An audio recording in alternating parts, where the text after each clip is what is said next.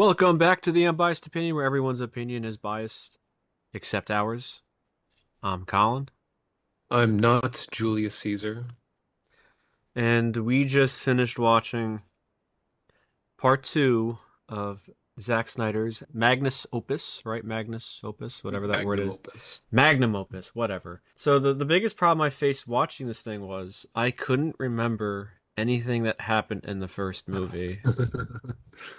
I knew, like, the bad guy died, the guy with the bad haircut. I know he died, but then he was resurrected at the end of that movie. I remember Charlie Hunnam died. He was like a bad guy who turned on them.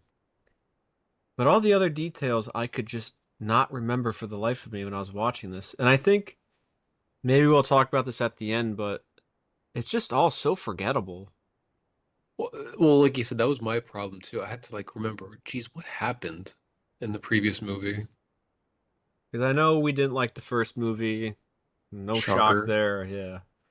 So then this one somehow got even worse reviews than Rebel Moon Part 1.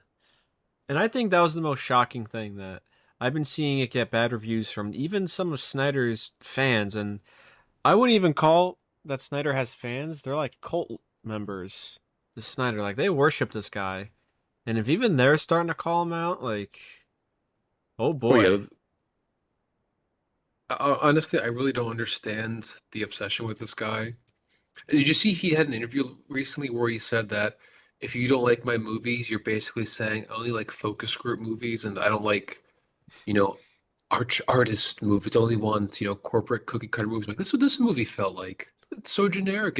If you didn't attach his name to it, this would be called out for a very generic corporate cookie cutter movie This, like, I with think excessive gore I didn't or excessive. rewatch our first review on this, but I'm pretty sure I called it something akin to the sci-fi channel. Like, it just felt like it belongs on this, like a big budgeted sci-fi channel movie. Just it's so generic. I think also that it's trying too hard for everything, and there's too much slow mo. I think that was maybe a criticism we had in the first movie, and too much backstory and too many flashbacks. I felt like I was going crazy because there was that scene where they were starting to farm and they had the Yes. farming in slow motion and I started laughing.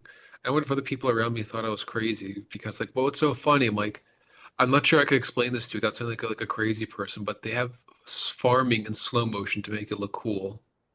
And I just thought that was so absurd and it's always something Zack Snyder would do. Yeah, he probably thought it was like the coolest thing because I don't get it. there is a time and a place for slow mo. I think obviously probably the most memorable one is The Matrix, where that camera like swoops around Neo and he's dodging everything.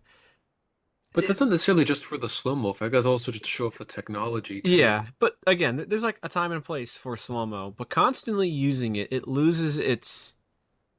I don't know. It loses its like usage of it. Like, you're overusing it for no reason. Like, you're using to show people farming grain. I don't like why? Why do you need it for that? Oh, it looks cool. Like, does it though? Yeah, This feels like a parody. I wonder how much of the runtime would be shaved off if they didn't have any slow mo. Maybe it'd be under 2 hours. I think I, that's probably only the only saving grace of this movie is that it is technically under 2 hours because it's only 2 hours because of the credits. It is 150 or it's an hour and 51 minutes long. That's the only positive I could possibly give it is that it is under 2 hours. honestly, I just all I know is we're gonna do this episode for the podcast. I put it on Netflix, and I was anticipating it being like 3 hours. So I planned for 3 hours of my day to watch this. So I'll be reading some technical documents, and I'll watch this movie. It's only 2 hours. And I felt such a great relief. I was like, oh my God, it's only 2 hours. Oh, thank God. I don't know if it's his shortest movie. It there's no way. I mean, let's quickly look. I should have done my research, But like you're but saying, I was very relieved and happy that I only oh no, spent 2 hours Dawn of the Dead is watching this. Dawn of the Dead is 100 minutes. Because all of his past other movies, like Army of Dead, had no business being 148 minutes long. The Snyder the cut, like I don't know what this man was thinking doing a 4 hour movie. Like, what is wrong with you? Well, this movie too. This is a part two of the same movie. Like, I don't care they split into two movies. Well, It's I telling one think story. the biggest offender is the fact that Netflix is allowing this guy to pretty much they greenlit two versions of the movie, a PG-13 one and an R-rated one. But what's so mind like bogglingly stupid is that it's not none of this is having a theatrical release. I think it's all on Netflix. So why are they having a PG-13 cut on Netflix? It makes no sense. Especially if it's from the start it's an inferior product. Well, like you said too, if it's on Netflix, why make it a two-part movie? Why not just sell it? I mean, maybe, behind the scenes, there's a business aspect to it, but for practical purposes, for Netflix, you can just release a 4-hour movie. People could pause it whenever they want and just pick up Or and a leave. TV show. This would have been better as a TV series. Don't give them enough credit. I don't think. I Oh, think it might okay. be worse. Well, maybe everything would be padded out more. Maybe we would get even more slow mo of like them using a grain mill or something. I don't know. Cutting wheat. Again, very comical. Like people never seen farming before. Yeah, so I guess we'll just talk about the movie. And you just want to give us a quick synopsis, Craig, because it's only you and me. So, I mean, what's there to tell? It's basically seven samurai. These samurai were assembled to defend this stupid village. Okay, fair Which, enough. but that's where I guess I wasn't. I don't know, maybe I didn't make a big stink about it in the last review, but I still can't get over the fact that they're sending like their full, like not the full force, but like an extremely over the top force to defeat this small village to get like a little bit of grain. Like, oh, it's to feed the empire, but it looks like only it can barely feed 100 people. But the thing is, like, yeah, they need all this grain, and they're able to get all the grain in 5 days' time. They said it would take weeks. But the men and women helped, so that's how they got it done in under 5 days. And Well, children, the besides children that, helped too. I just don't understand why this. It's you would think on a galactic level, right? If these things can subjugate planets, that'd be a farming planet. But as we've seen, it's the planet. This is like the only farming part of the planet. So they're attacking one small village.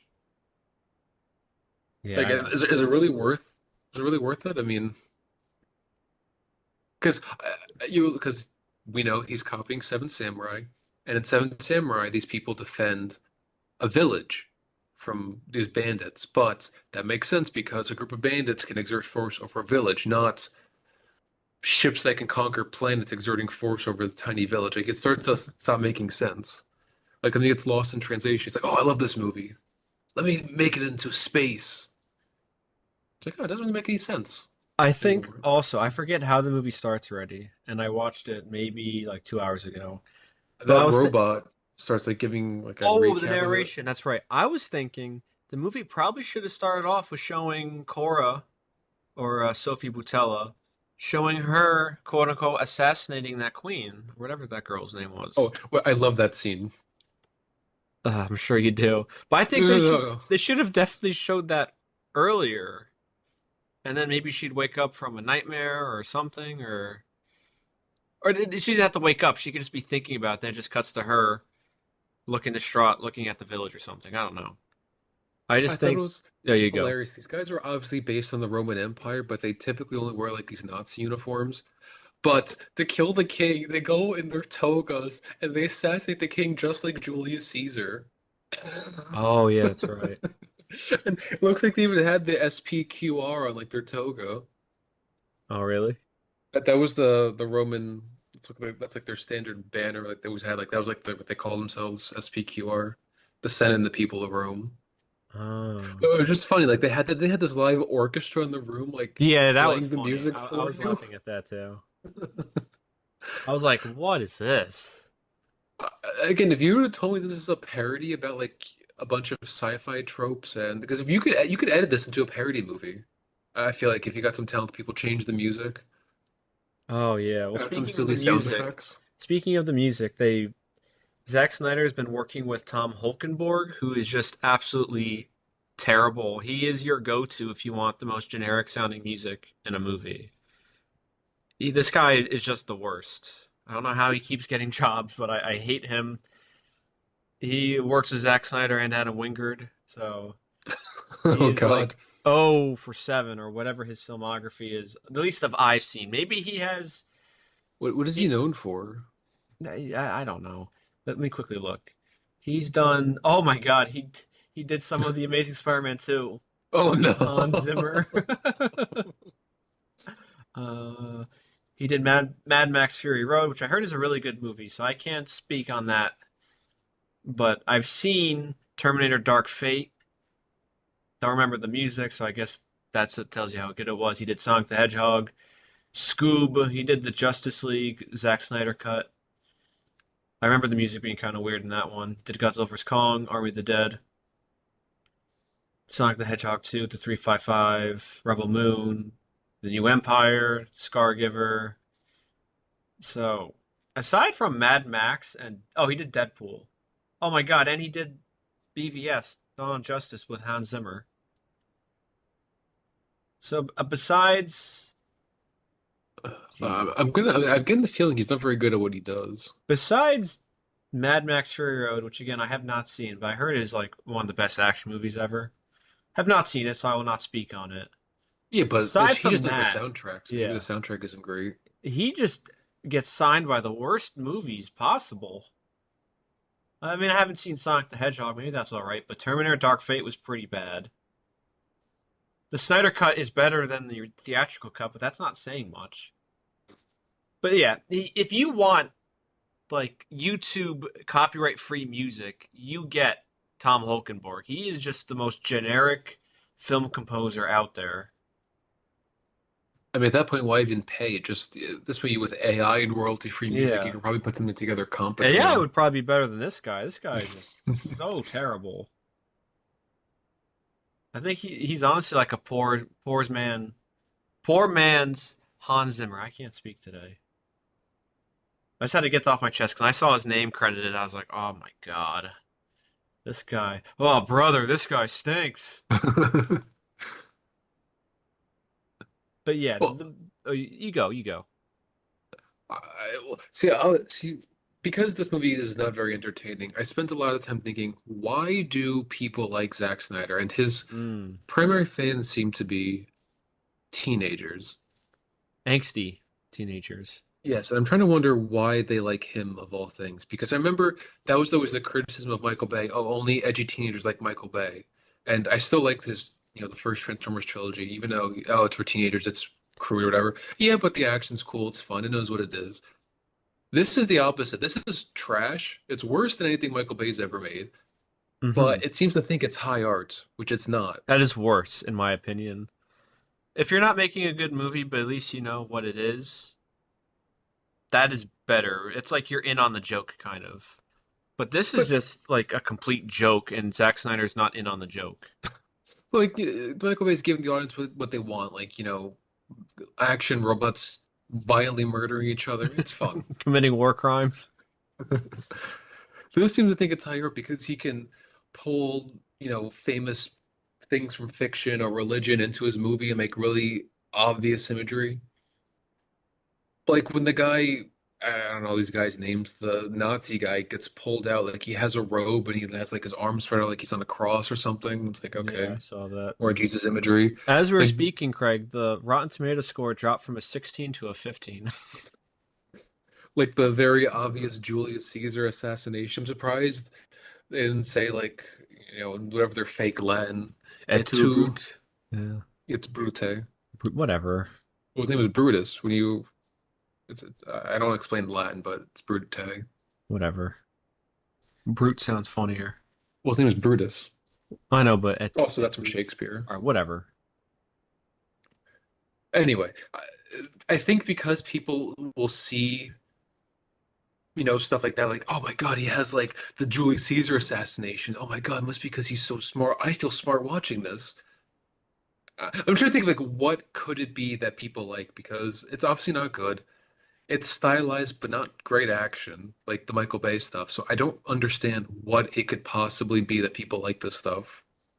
I think it's the violence, but it's the violence in the sense that people like that Zack Snyder has lots of violence in his movies, and it's bloody, it's brooding, and it's dark and depressing.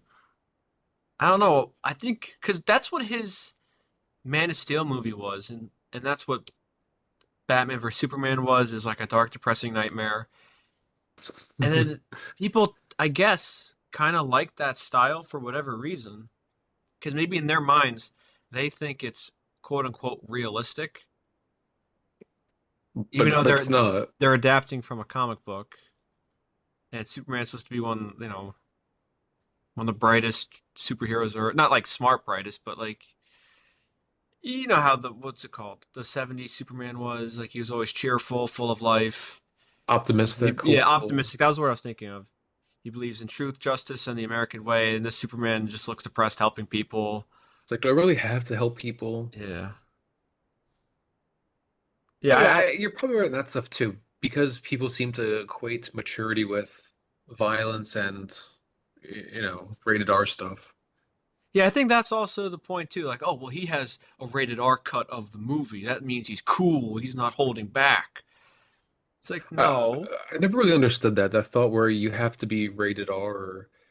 Because a bit of a tangent, but the Deadpool and Wolverine movies coming out and it's rated, and people are going, "Oh, finally, Marvel's first rated R movie. It's gonna be so mature." And it's like, Deadpool mature? Are you stupid?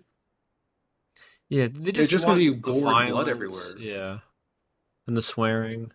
And you're I think calling it's Deadpool a mature I think character. it's better if you could not tone it down, but like work in your confines. You can be more clever about things, and it's like that saying, "What is scary? What is excuse me? What is scary is what you don't see half the time." That's why like makes Jaws effective for its time, especially.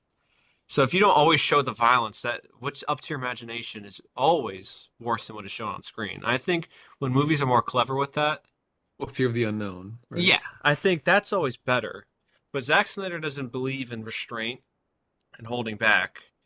He believes in just like throwing as much stuff at the screen as possible, and you just get like these horrible, horrible end products. And I think Well, maybe there's something to be said about him having too much control. Because I don't know if we said this in our last review, cause, actually our last two, because we did Rebel Moon Part 1 last year, or like an in Army of the December, Dead. in Army of the Dead. And he is a co-writer on both of those movies. And those movies are just so poorly written. So I Isn't think he's the writer, producer, director? cinematographer, Yeah, and the cinematographer, which he's never done before. I think he fancies himself, like J.J. Abrams, as a writer. And those two are probably the worst writer directors out there, I should say. There are worse writers than them, but they're not good at writing. I Well, think people need to tell Zack Snyder no, stop it, and maybe he could get a decent movie if it's not his idea and he doesn't have too much of a say on certain choices. Well, that's what I wonder too. How is he somehow grabbing more power? Every movie he makes, it keeps getting worse and worse reviews. Most of them aren't making money or barely making their money Well, I think back. Army of the Dead was did really well streaming wise for Netflix. Well, it's hard to say. We never know what the numbers are, but critically, I don't think it did well from what I It, remember. it did okay, I think, critically. It did better than this. Yeah, but Let it's me weird stat after that. how many failures he has, people keep giving him chances. 75%. Really? Oh no, sorry, 67. Still. You know what? Let me do you one better. I know a lot of people don't like Rotten Tomatoes, but let's see. Let's look at some of his movies. Okay. Watchmen, I heard was like he missed the point of what the original Watchmen comics were. Then he's also adapting something, so that's kind of Yeah. not 300 has a 61%. And also adapting something. the numbers that I'm going to be using are just the critics. I'm not going to bother with the audience. 76 for Dawn of the Dead, but James Gunn wrote that. There's this movie called Legends of the Guardians, The Owls of Ga'Hoole, 52%. Sucker Punch, 22. Nice. Man of Steel 56, which honestly is a lot higher than I would anticipate. Uh, he was a was a screenwriter for 300 Rise of Empire, 45%. BVS, the infamous movie, 29%. There's a lot of producers. The Snyder Cut, 72. Army of the Dead, 67. Rebel Moon Part 1, 21. And Rebel Moon Part 2, 15.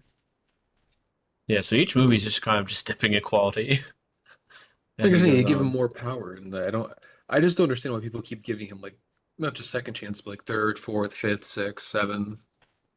Now, Craig, we were Eventually, talking he'll have a about hit. homages in our last one, and I think you brought up Galaxy Quest as like how to do a proper homage. Because Well, that's also like this, a parody too, oh yeah, well, this also just feels more of just stealing from Star Wars and even like Seven Star Samurai, Wars yeah. but not even trying to change anything, or at least changing anything for the better. It's like so stock. They have the lightsabers in this movie with that one lady Lightsaber. who has the robotic arms. Oh yeah, I thought her like they try to give all these people backstories, and I don't think she said like two words in the movie. Well, no, their way of backstory is everybody talking about like a painful experience, and then there's Like, just flashbacks. no, I know. I think he said like tell your truth, like basically saying, please give us your backstory so you can tell the audience how you got here. Like, it's so stupid. Yeah, that to anyone out there who's a aspiring screenwriter, this is not how you drop exposition. Just showing flashback after flashback after flashback after flashback of people's background. There are other ways to integrate it into the movie. That is not one of them. Well, because it's funny too when you compare it to obviously Seven Samurai. I only read the Wikipedia article, so I could be off on this, but the movie's 3 hours long. But it seems like from the summary, they get the Seven Samurai into the village pretty quickly, and then you learn about them while they're interacting with the villagers. This spends a whole 2 hour movie just getting the people to the stupid village, and we learn nothing about them while they're there. Yeah, it's even like the first Star Wars movie. There are no flashbacks when characters are talking about certain things that happened. You just get the crawl, and then you just right into the movie, and then you learn things as you go on. There Yeah, isn't like like a flashback to Obi-Wan recounting chopping the up Clone chopping up Wars. Anakin to pieces. Well, to be fair, George Lucas probably didn't have all that mapped out at the No, but still, time. just imagine going back, like having a flashback. You know, I'm sure on YouTube there's a terrible fan edit of someone taking that scene from A New Hope, and then they intersplice that with Revenge of the Sith. He was a good friend. I hate you. I hate you. But yeah, you learn your best about your characters when they interact with other people in the movie, not That's why by I find it. flashbacks where they're spoon feeding you what you're supposed to know. So I couldn't remember any of these people's names. I couldn't remember what differentiated them from the other characters. Like I forgot there was that animal guy. I forgot they even recruited him. Remember Animal they found him guy. he was like writing something, and apparently he's some prince. Oh yes, yes, that was the one with the animal with the dragon. Oh, whatever his Oh, I name do was. remember that. Yeah, I think we made fun of that scene because it was weird. It was like out of place. Yeah, then there was the woman with like the short hair. I'm like, who is I she? I completely forgot forgot. her I forgot who entirely. she was. I think I was Netflix like, should just had these come out like a week from each other. I don't know, like a month or I completely obviously we're not fans, so we're gonna forget, but Yeah, because say what you will about, let's say, Argyle. I've only seen it once, but I remember more from Argyle than any of these movies. well, 'cause I remember our complaint about it was just they felt like, well, like it's been there, done that a bit. It's very Yeah, stylish, yeah. but it But wasn't like, like I said. We wouldn't say it was bad. It was just, but the point is, like, even a movie that is, I guess you could say, mid, right? Like a 5 out of 10 movie that isn't particularly good. I could still remember more from that than this. like they Which, were ice skating on the oil, killing people. yeah, yeah. I remember that she was a writer, and then Henry Cavill. She had blank, and Henry Cavill was in the movie with his terrible haircut. I think that's just like the main problem. Other than the fact that I don't know if we talked about this. I briefly talked about it. One of the problems is that it just seemed like it doubled down on the problems of the first movie. And maybe they shouldn't have shot this back to back. Maybe they should have, since if you're creating a new universe, you definitely have to have make one movie and one movie only, make it like a standalone for the time being, and then see how people can react to it. So then you could go back when you're doing your second one, and then adjust to those criticisms. Well, I think And also part of the problem is that there need to be two movies. oh yeah, that too. Like this is really a one movie kind of story. Like you said, this isn't the old time of movie theaters where, a 4 hour movie really isn't going to sell. Even, I know Lord of the Rings works, but most of the time you're not going to watch a 4 hour movie. It used to be breaks and stuff. With streaming, you can sit up and pause. You can walk, go to the bathroom, eat. You can still live your life and not have to worry about being stuck in a theater for 4 hours. So I don't know why you have to separate into two parts. My guess is, again, he thinks he's this auteur, he's, some visionary. That's probably why he thinks it's something stylish or something stupid. Mm. Forgot what I Or was maybe, gonna say. or maybe it's a way to make more money because we don't know how all the streaming numbers work. Like, you know, how the money gets made from streaming. At least I've not been willing to look it up. So maybe that's why if you put it into two parts, you get more views or something. I don't know. That's probably it. Oh, I was gonna say also, I absolutely hate when movies introduce a villain, especially a big bad guy, and then they kill him off instantly. Like he almost dies because the main guy with the terrible haircut, he dies at the end of the first movie, but then he's brought back, Yeah, Nazi which man with bad which haircut. begs the question: why kill him in the first place if you're just gonna bring him back and he's the same person when he's back Only from the dead? angrier. Yeah, yeah, only angrier. What is the point in doing that? It's a complete like you're not even going down an alleyway. You're just like looping in a circle. There's no point in doing that. Because she already beat him once. It's like the Kylo Ren thing, where Rey beats Kylo Ren in the first Star Wars Episode 7 movie. And then she beats him again, and then she beats him again. It's like, and I know in this one, like he dies. He dies for realsies. And I know in the rated R cut, they're going to show Korra just decapitate him. I was like, it's so brutal. They closed he gets stabbed, and then the ship is like falling out of air, so it's like there's no gravity, or no, not there's no gravity. Whatever, I can't explain it. But he falls into like an elevator shaft, and the door. They press a button, the door closes on him. It holds him in place, and the Korra just cuts his head off. I'm like, oh. I imagine Zack Snyder was probably really happy when he wrote that, Oh man, so typed that cool. final draft. It's gonna be so awesome, and then the arc cut, there's gonna be blood everywhere. Like you'll see like his organs spilling out, like as much gore as you can fit in. Yeah, you'll see like his heart beating, and then the blood is still like spurting out to the She'll beat of eat his it. heart. Yeah, So that's the other part we didn't talk about. Apparently, the his extended cut was supposed to release before this, but it got pushed back. maybe he's still working on the blood, I the see. blood I sprays. don't understand this. Like, why there's so many versions of this stupid movie? Why can't he ever get it right the first time? Like, I think he was talking about. Um, I think it was Sucker Punch. I remember he had a tweet or some interview. He was talking about, oh yeah, I could probably fix Sucker Punch with another director's cut, but I need a fan campaign to do. It's like, why can't you do this the first time? Like, why have to fix your movies like 10 plus years later? You can't ever get it right the first time? Well, I think when it comes to director's cuts, there's a whole reason why there are some. But it's just like it's like sprinkling a piece of poop with his director's cut. It's not good to begin with. And then it's like your only like minor improvements. His vision from the start is just terrible. That's the main problem.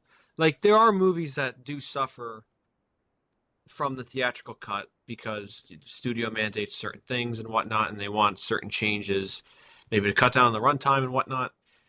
That is true. Movies do suffer from that, some of them. But his are just like I could see why. Like a common criticism for his two DC movies before Justice League and before he stepped down was that they're too long.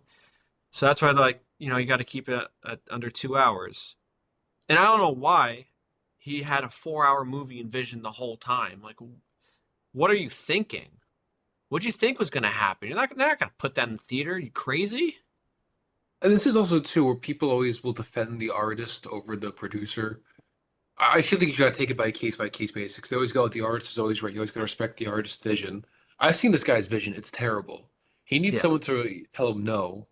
See, he's not James Cameron, where he could make a like 3 hour, like 192-minute movie and still have it in theaters. He doesn't have that kind of pull that Cameron has. I wouldn't say pull. Like he seems to have decent pull. He just have the skill to do it. Well, that too, but only really Cameron can get away with that, or even like a Marvel movie can, like for Endgame, because they trust them. They don't trust him, clearly. I just again, all these the different editions. Like I don't understand. You know, imagine if you split your movie into two parts and each part has its own director's cut. It's like at some point, just make could you make it right the first time? Yeah, he's. It seems like at I this know I'm point, repeating myself, but it's I think so he is annoying. relying on the. I think it's a marketing ploy, obviously. Oh yeah, Oh, get more we views. could double dip on two products from the same movie, essentially. But see, even the Justice League, that took a fan campaign to do. It wasn't like, they saw the potential profit in it. They saw, I guess people want it, so I guess we'll do it. Whatever. We'll give you Well, they some probably money. thought. Well, the thing was, it's like in that case, in Justice League's case, the studio did like butcher that movie. They did because then like, it was more like Josh Whedon who butchered it because then they reshot so much of that movie. So I think that's the only time I will agree with Snyder because that the final product is not what he wanted. Whatever his vision was, which usually isn't good, that movie definitely wasn't his original vision. Now I don't know why, like I said, he ever wanted to make a 4 hour movie. I don't know why. But yeah, the theatrical cut was not his. So I will. I can agree with him there. I won't defend him, but I can agree. But I this mean, is it's just it's not egregious. his, but again, why? Well, he was also fired from the project. Well, no, he I don't stepped. care what he says about step down. He was fired. I mean, probably. I don't know. I mean, that was his universe that he created, and it just went up in flames. Cause we're talking about all of his other stuff. We're not talking about this movie, but What's there? I mean, at some point, what's there talk about? Like the entire second half of the movie is just the giant battle scene, which is terrible, boring, stupid, all that stuff. I think they would cut from certain things for too long. Like there was that one fight scene in the barn where the lady who's not a Jedi was fighting off those guys, and then it cuts to something else for like 20 minutes, and it comes back to her. And I kind of forgot that she was fighting. I was like, oh, Oh yeah, then she's she still dies, fighting. and Yeah. That one she, kid cries. yeah, it's like I was like, she didn't who's talk. that kid? Like that kid didn't even talk. He was just looking at her early on in the movie, but it's like a small kid. Oh, don't worry, Colin. They'll explain it in the Oh, extended cut, is that but the like they're extended cut? Okay. I mean, I don't know.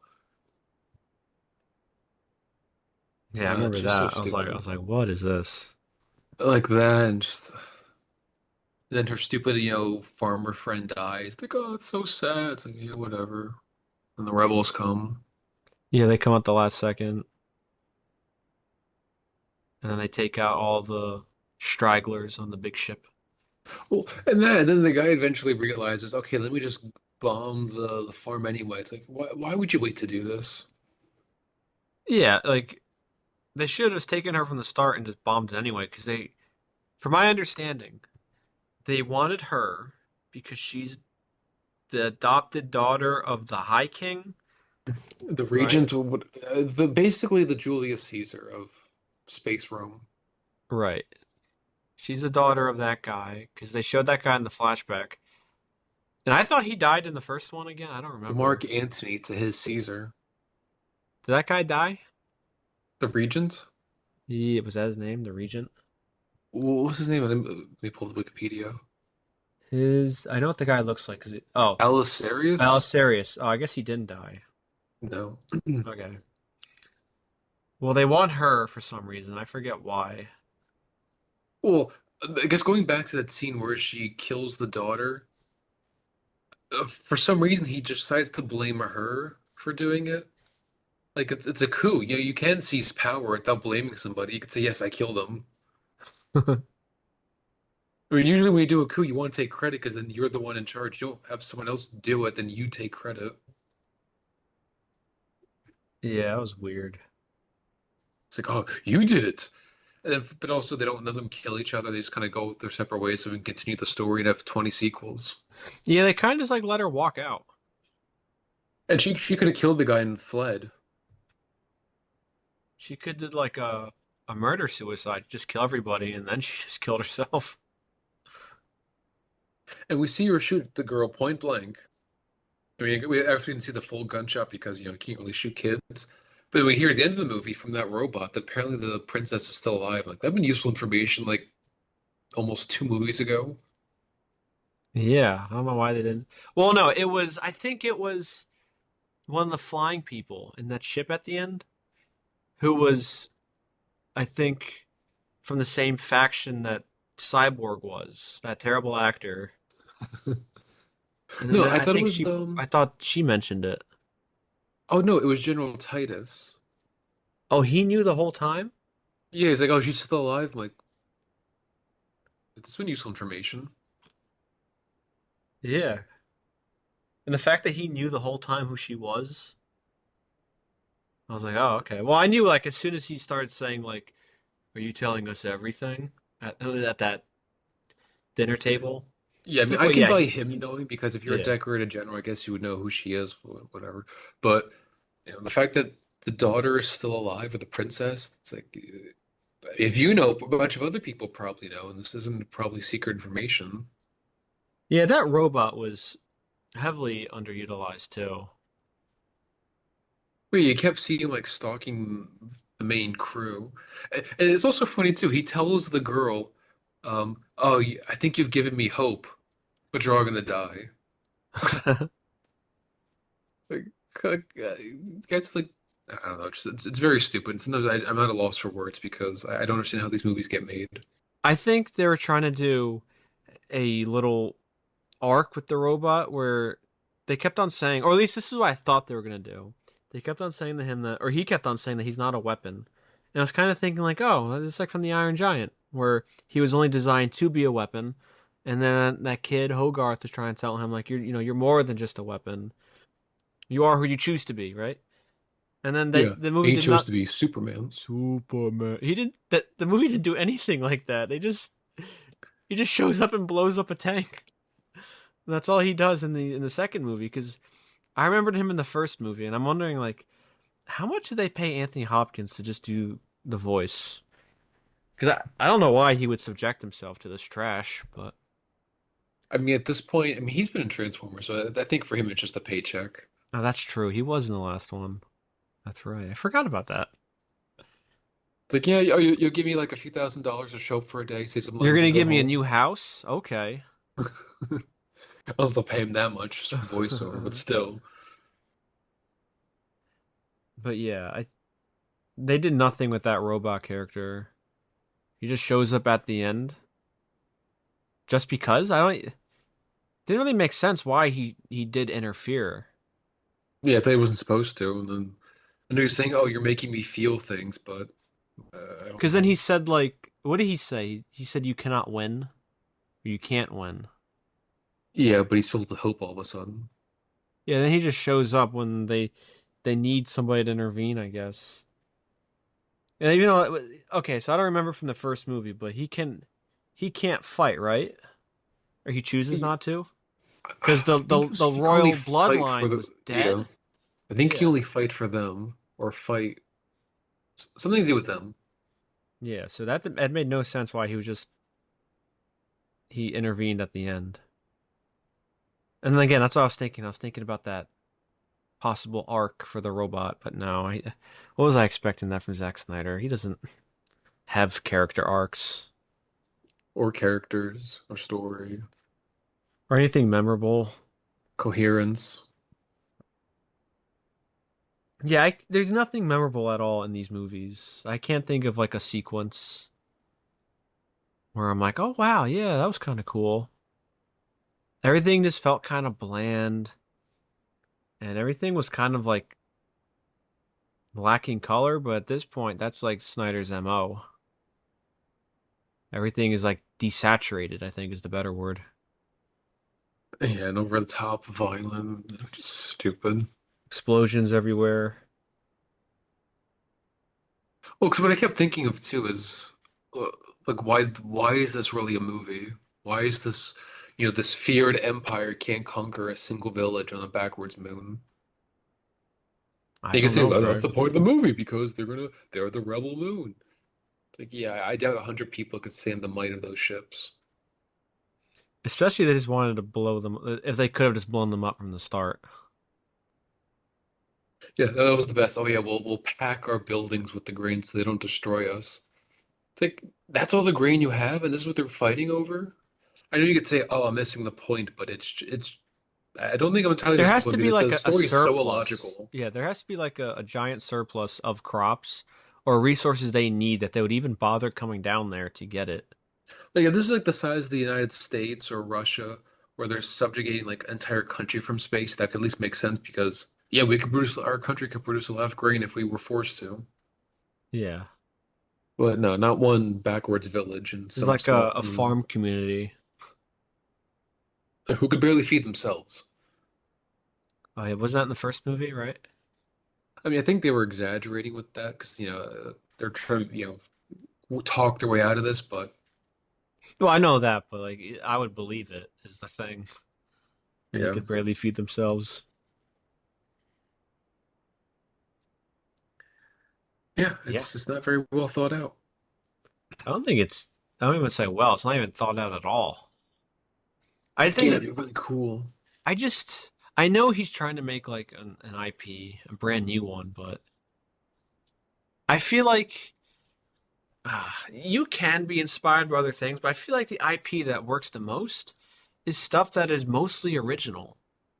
Like I know Star Wars was heavily influenced by other things, but it still felt very original itself. Like obviously the Luke story, the hero story is nothing new, but Or that like the world and world, the everything setting, the else felt so characters. new.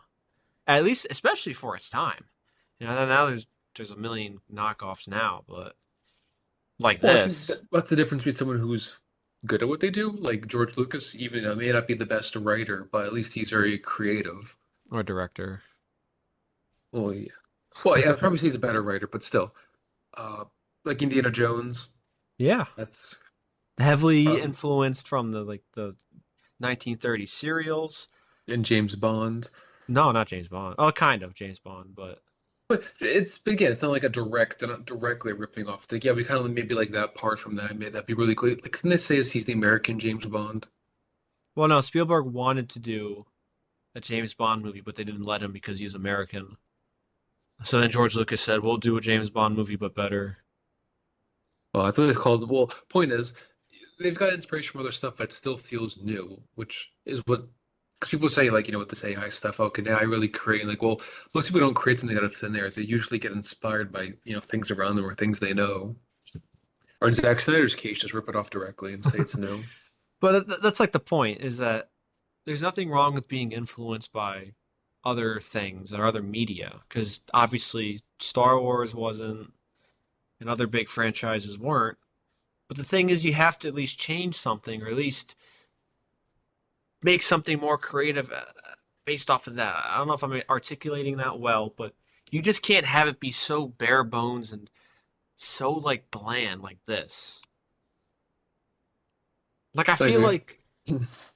like video games are even more creative than this. It is crazy. Like you look at Skyrim, for example, all the stuff they came up with in that world they created in Or that look map. at Fallout, we just reviewed. I mean, I know it's not the TV show, but the video game. Yeah, it's like Zack Snyder just doesn't have the creativeness to do that. I think he's just hyper focused on like slow motion and explosions and blood and gore and violence. Well, yeah, we always called him a man-child. Yeah. And I And I don't know think how much more evidence people need to come to the same conclusion as us. yeah, he's just I'm sure he's a good guy and everyone seems to really like him. Like he's no Brian Peck or anyone or like a Dan Schneider. Everyone always has the most utmost respect for him for working with him, but the fact is he's just not very good at what he does and especially now, he's not very good. Because I know there's those Snyder cultists who are like, oh, well, Man of Steel is one of the best superhero movies ever. BVS is under, no one understands that. It's underrated. And the Snyder Cut is a masterpiece. All right, pal, you can hold on to that. But the reality is, he's It's just not. not very good. Well, that too. But he's just not very good at what he does. I Which think, is why I always wonder how he keeps getting work. I mean, maybe you're right. Maybe he's just that nice, and people keep giving. It's like, I well, think maybe he'll that's be what it successful is. this I time. think he is a really nice guy, and he's able to keep and maintain good relationships with all those people out there in Hollywood. That they're like, you know what? He wasn't a nightmare to work with. Let's work with him again. Or I just remember this.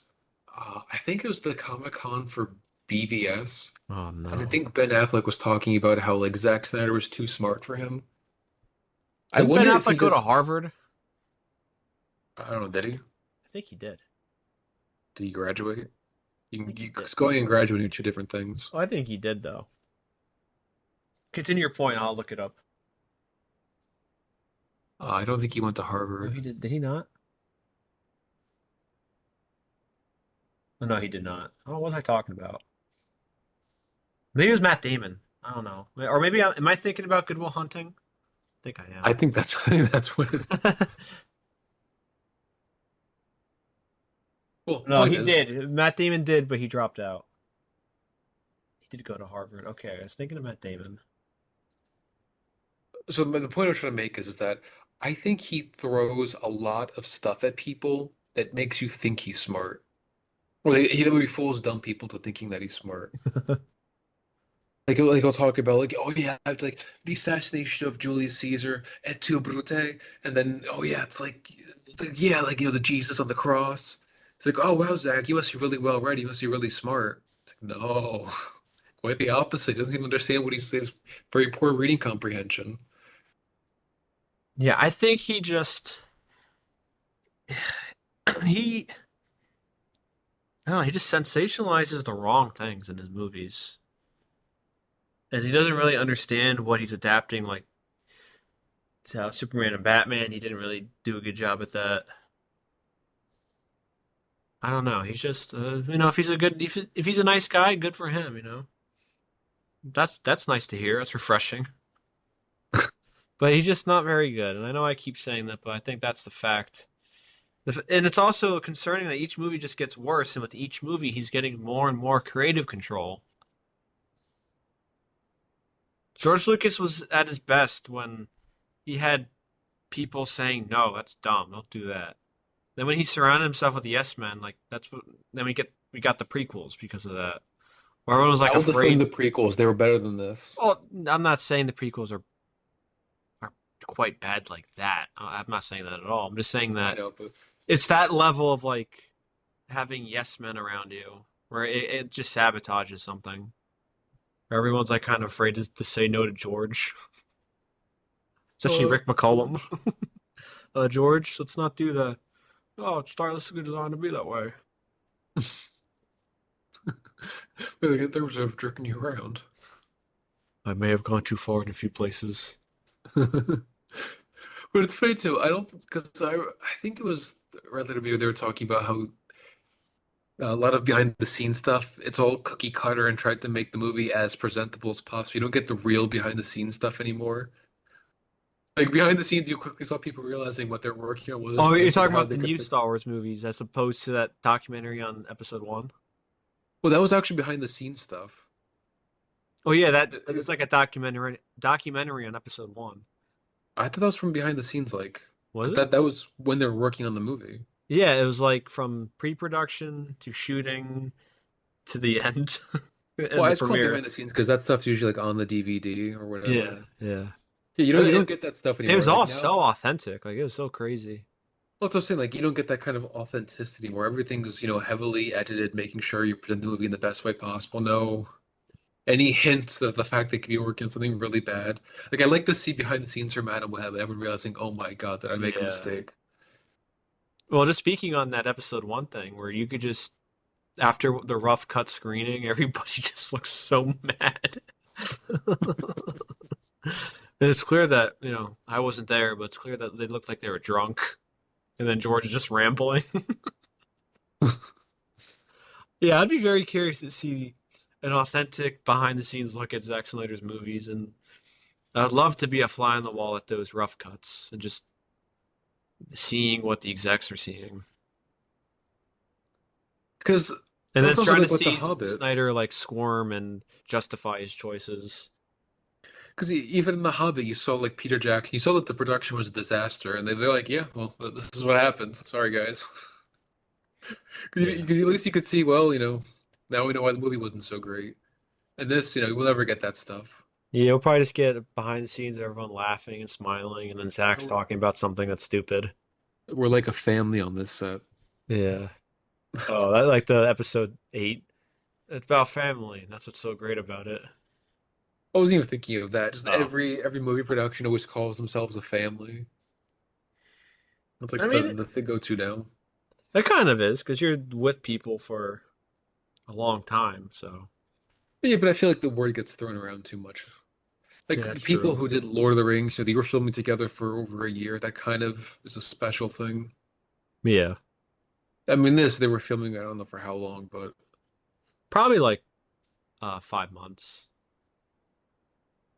Especially they did uh, 2 movies, probably like 5 months. yeah, like this isn't as special. Yeah, there's no chemistry between anybody.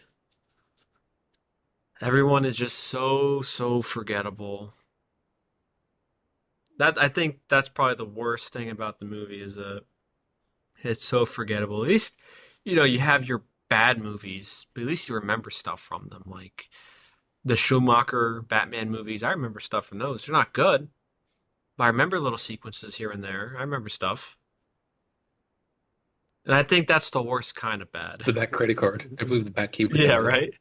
This is the worst kind of bad where it's just so boring, it's so forgettable. That makes it worse. Cause then this will just like fade away, no one will remember it. It'll probably be like down the road that you might have some Be like a what do they trivia call it, question a in a cult bar. hit. Yeah. Like these weird people are obsessed with keeping it alive. The question is, can you name a disastrous franchise that Zack Can you Snyder name created for all seven Netflix? samurai in Zack Snyder's movie? No one ever gets it right. What was the main character's name in Rebel Moon Part 1 and Part 2? Real quick before we end this, they really kept on saying the movie's title over and over again. She gave me this scar, so The I'm gonna get that Scargiver. Scargiver. It's not even like a cool title.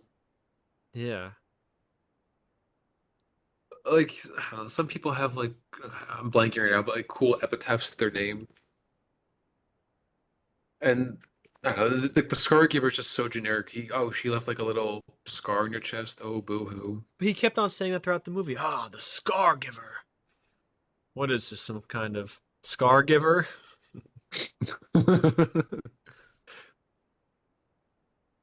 Yeah, like some people, oh yeah, like I'm just looking up like names, like something the Conqueror, Alfred the Great, uh, or the Scargiver. It's like, Alexander the Great, or Alexander of Macedon. No, the Scargiver. That Scargiver. Yeah, but to summarize our point succinctly, don't watch this. It is a waste of everyone's time. It is boring, forgettable, and I especially don't recommend watching it if you haven't watched the first movie right before this, because then you won't remember anything that happened in the first movie to prepare yourself for the second. I remembered absolutely nothing from the first movie, and I barely remember this one, even though I just watched it like 2 hours ago. Yeah, I don't really remember much either. Because Yeah. it's just, for granted, I was, working while I was watching this, but at the same time, I don't think I I would remember wasn't. much I was anyway. trying to pay attention, and the movie is just it really tested my ability to pay attention. It's just so Uh, boring. I knew I was going to be able to. Yeah. I'm curious if we're gonna do a Snyder Cut review of the new one. No, God.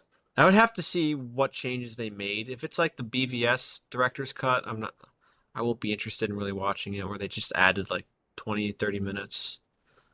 There has to be like some kind of substantial change. Then Well, that'll wasn't justify me watching it. in the previous cut, wasn't one of the scenes like, oh, I added some blood splatters on the wall from Batman? Yeah, yeah, Like, you know, the criticism was Batman was that he killed people, and you're adding more blood. yeah. When he throws a crate at a guy's head. Yeah. Yeah, I don't know, but maybe we'll check it out. I doubt it, but because it was just so boring to watch.